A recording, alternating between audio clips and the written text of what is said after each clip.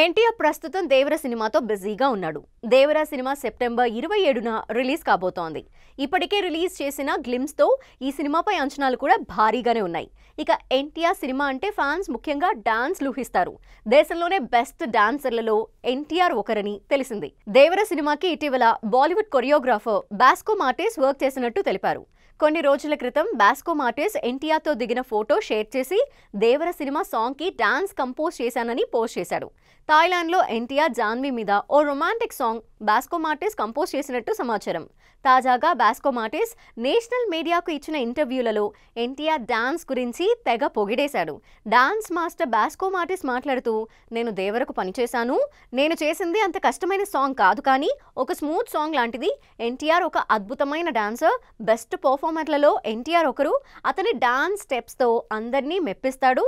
NTR dance చూస్తూ enjoy చేయొచ్చు. అతనితో పనిచేయటం నాకు ఒక అద్భుతంగా అనిపించింది అని తెలిపారు. దీంతో ఎన్టీఆర్ ఫ్యాన్స్ దేవరలో డాన్స్ ఏ రేంజ్లో వేశాడో అని ఎదురు చూస్తున్నారు.